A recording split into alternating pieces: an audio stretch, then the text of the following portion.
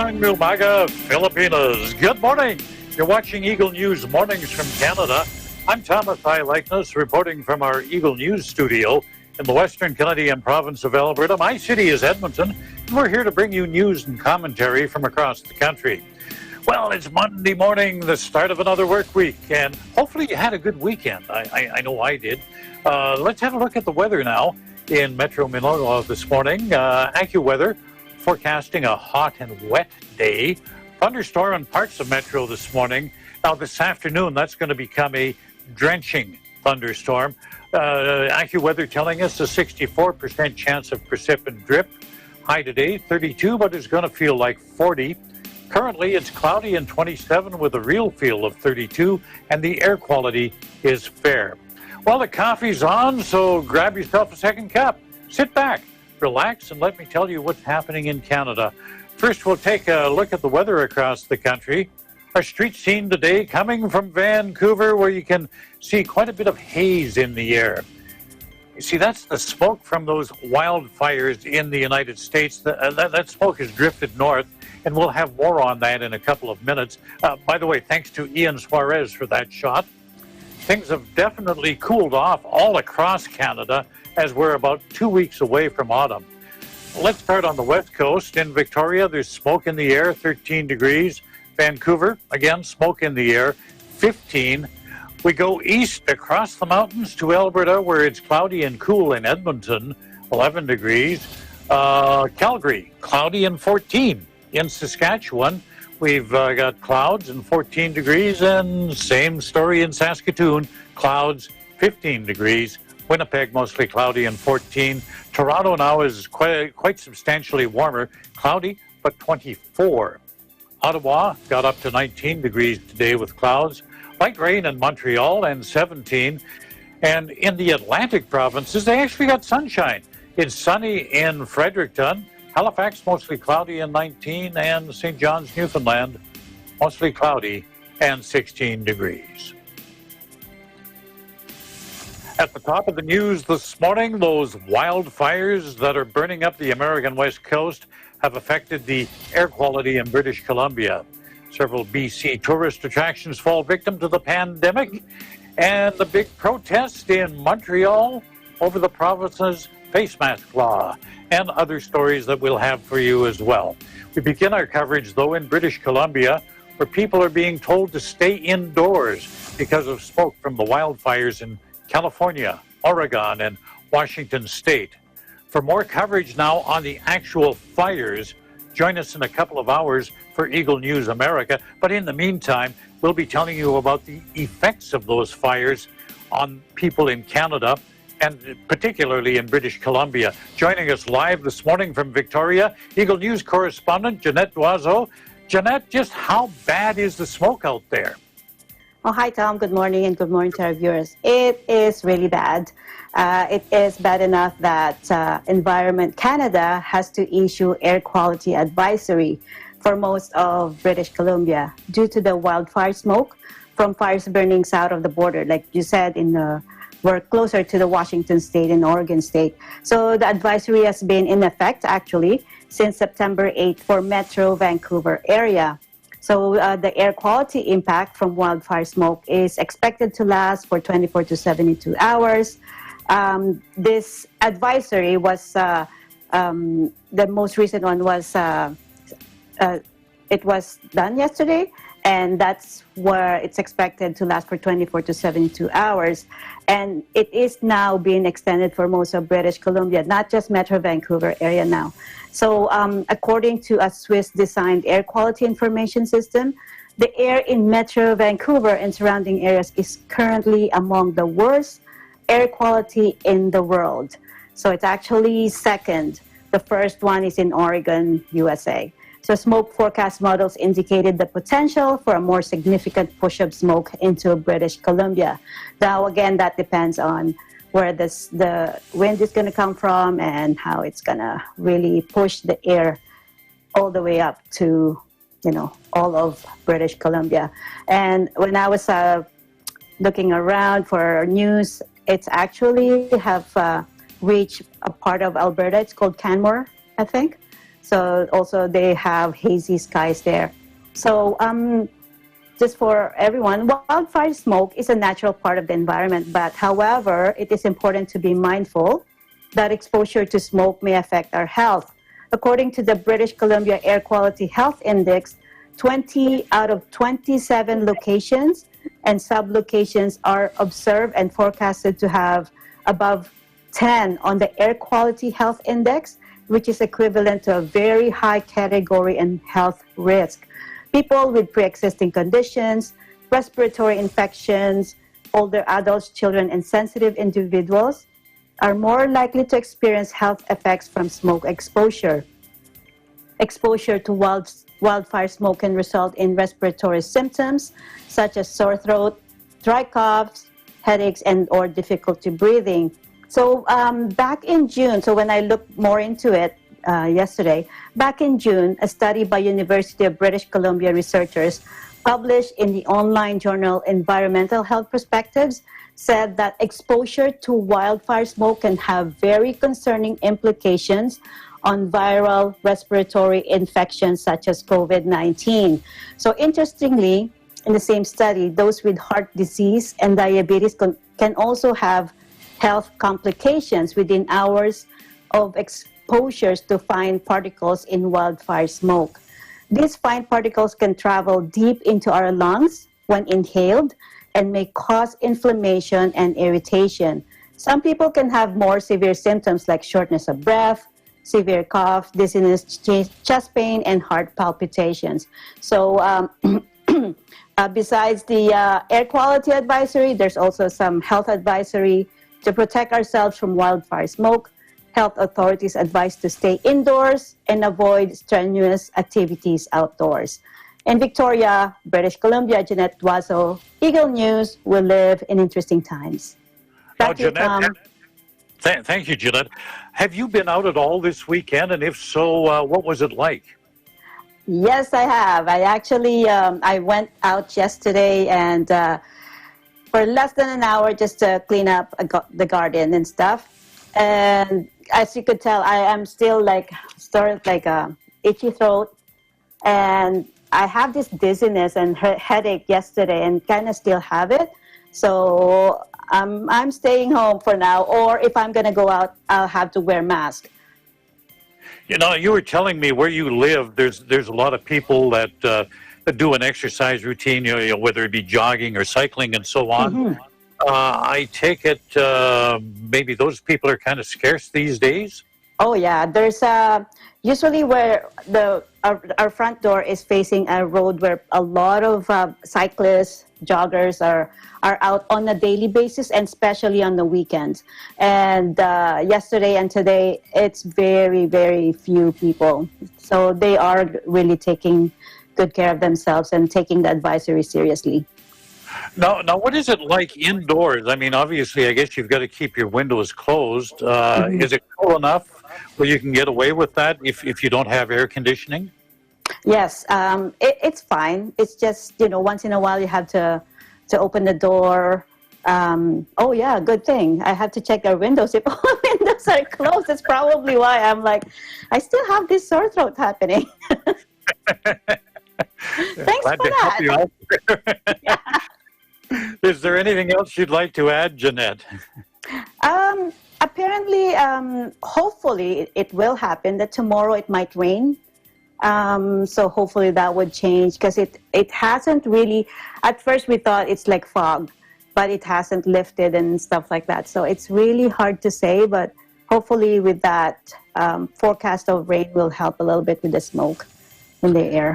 And hopefully they'll get those wildfires under control to prevent the damage and the hardship down there, as well as the effects up in British Columbia. Thank you for joining us this morning, Jeanette. Thanks for having me. Now, we're going to cross the Strait of Georgia now to Vancouver. A big part of that city's economy is tourism.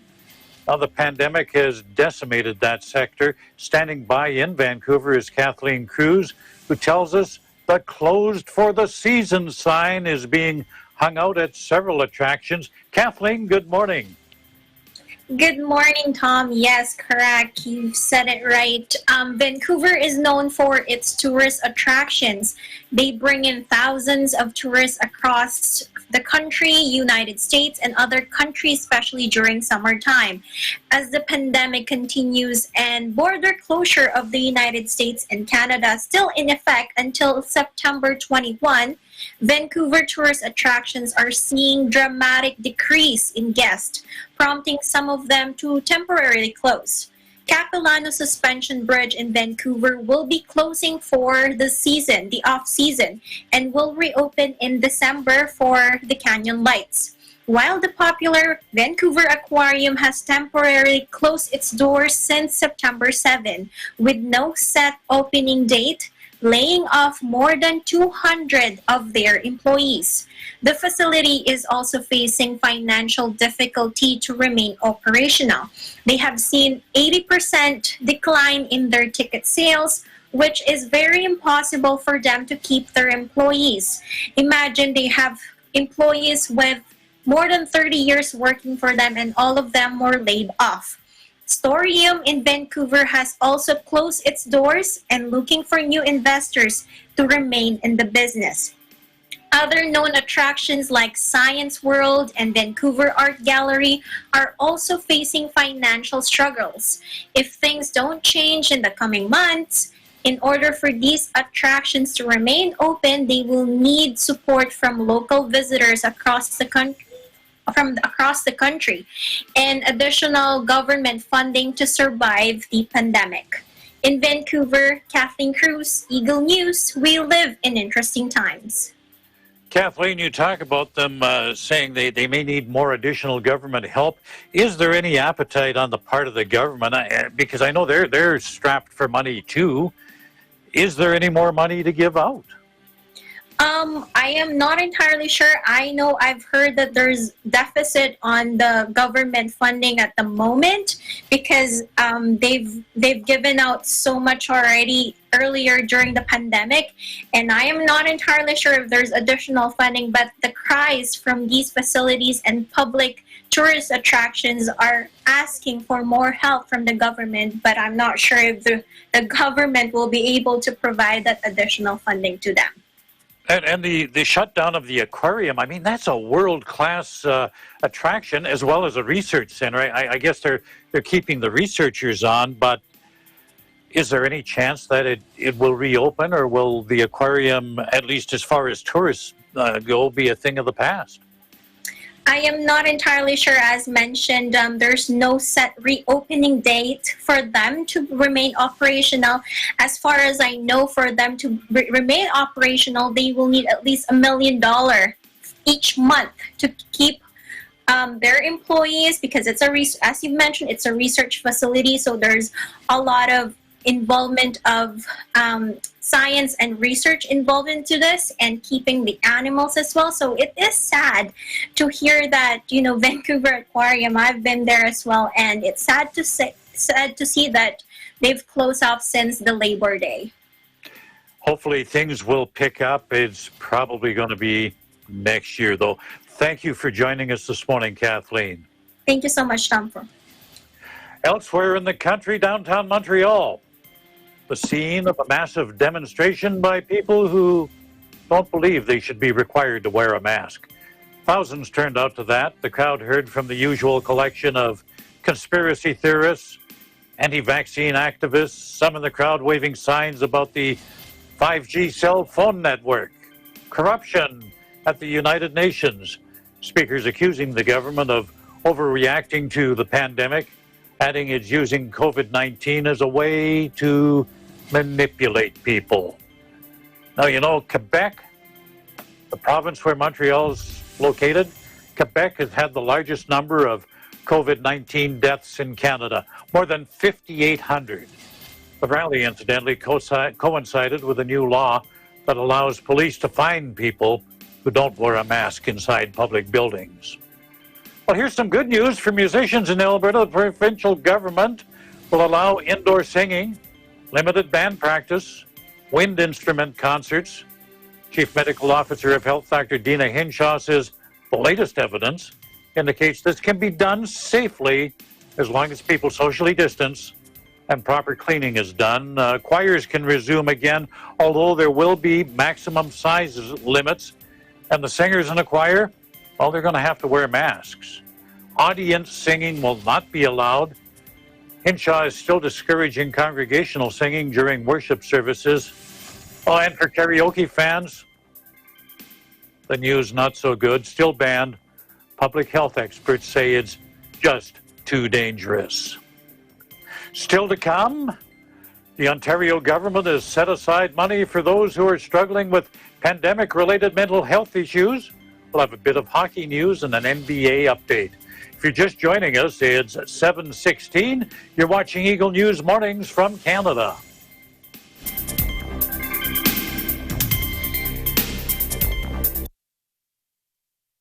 Do you want to earn a degree while you work? New Era University now offers Expanded Tertiary Education Equivalency and Accreditation Program, or ETIAP. ETIAP is an educational scheme that recognizes knowledge, skills, and prior learning obtained by individuals from non-formal and informal education experiences. It is implemented through deputized higher educational institutions like the New Era University that awards the appropriate degrees. Programs offered are the following: Master's Program, Masters of Arts in Education, major in Educational Management, Master's Program in Business Administration, Bachelor of Arts in Science, major in Political Science, Bachelor of Arts in Science, major in Mass Communication, Bachelor of Science in Education, major in Filipino, major in English, Bachelor of Science in Business Administration with majors in Human Resources Development, Marketing Management, and Financial Management. Beneficiaries must be Filipinos who have attained at least high school level of education. The program is flexible and you don't need to attend regular classes. Expanded Tertiary Education Equivalency and Accreditation Program, or ETIAP, is under the supervision of Dr. Nilo L. Rosas, the University President, and Professor Anita P. Santos, Director of ETIAP. For more information, contact the following: Cristina Moreno, 0995-138-0786, or email cvmoreno@neu.edu.ph, or Arlene Sarmiento, 0906-298-9150, or email cedctl@neu.edu.ph. What are you waiting for? Let New Era University be your partner in achieving your dreams.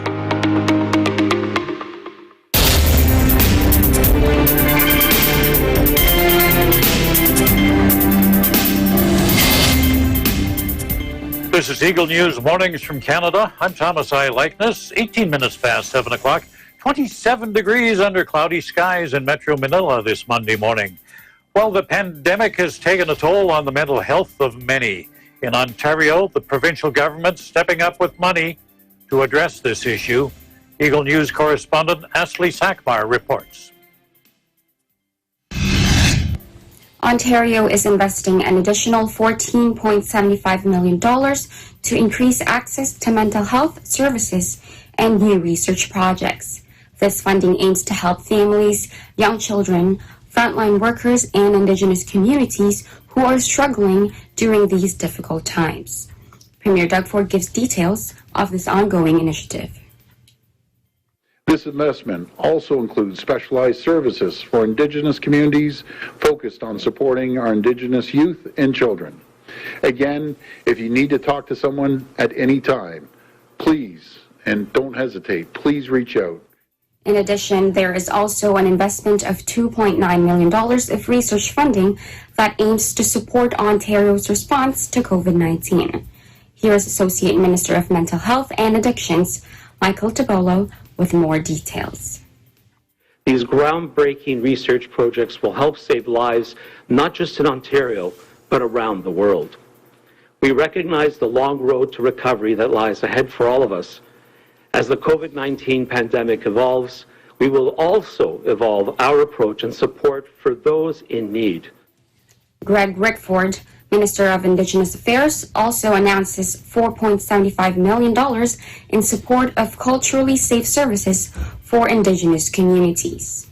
I'm also pleased that up to $4.75 million of this funding is earmarked to support specialized and culturally responsive services for Indigenous communities, with $750,000 dedicated to supporting Indigenous youth and children. These research projects focus on a wide range of services, such as supporting the mental health and well-being of families and children, assessing the long-term effects of COVID-19, developing an app for frontline healthcare workers and patient care, and evaluating the efficiency of masks to prevent the spread of the virus. Premier Ford emphasizes the importance of mental health for all communities. Whether you work in a hospital in downtown Toronto or a long-term care home in Sudbury, or live in a fly-in community in the far north, I want all Ontarians to know that your mental health is as important as your physical health. COVID-19 cases are slowly climbing back up in Ontario. Thus, any help is welcome to make sure Ontarians are kept protected physically and mentally. In Toronto, Ashley Sackmore, Eagle News, we live in interesting times. We go to sports now. A pair of players with the Vancouver Canucks are reflecting on their season, which of course is over. And we have details on that from Eagle sports reporter Anthony Sevilla. The Vancouver Canucks entered the NHL bubble not knowing exactly what was in store for them.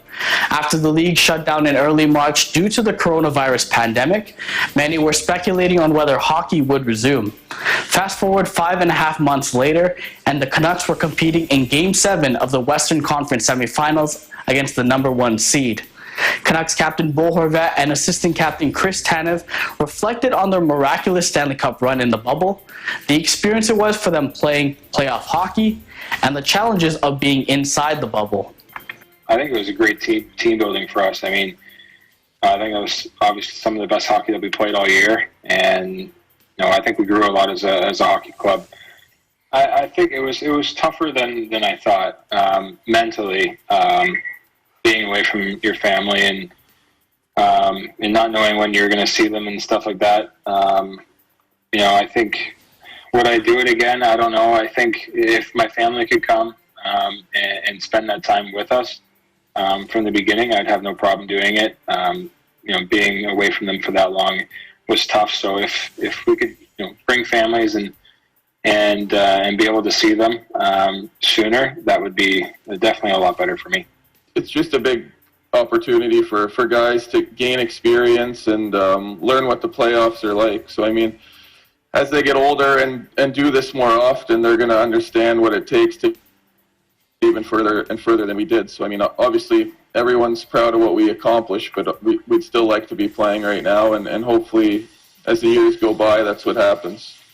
It started off great. I mean, as the more days you spend in the bubble, obviously, the it does get, but I mean, I think there's a lot of highs and lows. When you win a game, everyone's happy and everyone's together, and it's easy when everyone's in a good mood. It's obviously harder after a loss. Chris Tanev also shared his thoughts on his upcoming free agency.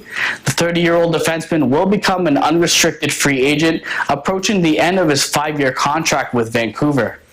Canucks GM Jim Benning has expressed the desire to resign the defenseman, but has admitted that there are other players on the roster that were of higher priority. As far as my contract goes, it's we'll see what happens. I mean, obviously, a little bit of all of that goes into your contract, and wanting to win is a huge thing too, especially as you get older. And I mean, yeah, obviously, all three of those things you said go into it, and we'll see what happens here. Love Vancouver. Kendra and I have definitely view it as one of our homes. Sure, we love the city. We love everything about Vancouver. It's an awesome place. We spent our whole time during the COVID lockdown there. We didn't go back to Toronto as we normally would, and we enjoyed every minute of it. So, I mean, obviously, it's as I've said before, I love the team, I love the city, I love everything about Vancouver, and hopefully I can end up staying there. I mean, we'll see what happens as the next few weeks go by, and that'll determine everything for the future, I guess. Tanev hasn't spoken too much about it with his agent, but has openly expressed his interest to stay in Vancouver.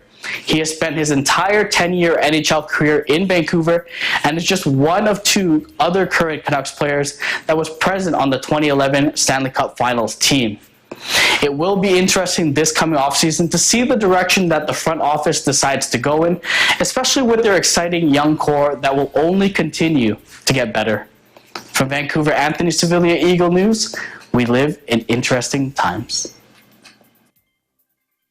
We're joined live now by Eagles sports reporter Tenny Sumagi. Tenny, you've had a busy afternoon. You've been watching basketball, the Clippers, the Nuggets. Hey, what was the outcome of that game? Good morning, Tom, and it was a great outcome because the Nuggets have forced a Game 7 against Kawhi Leonard and the LA Clippers. The Nuggets' strong second half helped them defeat the Nuggets defeated the Clippers 111-98 behind Nikola Jokic, 34 points, 14 rebounds, and 7 assists performance. I mean, it's not just for me, for everybody. I mean, it's a playoff, it's an elimination game, so it's just fun when we know that we can do it, something, that we are close to this. We just need a little bit, and then when you see that it's going your way, the rhythm, you have the momentum, you just you get emotional because everybody made shots, everybody made the right play, so we had a lot of stops in a row, so just like the momentum we had, it was really good. Both, that third quarter, I think they outscored us 16-34. So, we got to try to play defense without fouling. Limit them their open looks from the three, and just try to get some offense going. That's what happened in that third quarter, and they pretty much gave up the lead. It's do or die Game 7 that's scheduled for Tuesday. Will the Nuggets win their second consecutive Game 7 series, or will it be an all-LA Western Conference Finals? Tune in to Eagle News for more highlights and updates. In New York, Tenny Samagi, Eagle News, we live in interesting times. Tenny, once again, we're down to the wire. Another Game 7 series for the Nuggets. They got enough gas in the tank to come back and make a second consecutive win in a Game 7 series?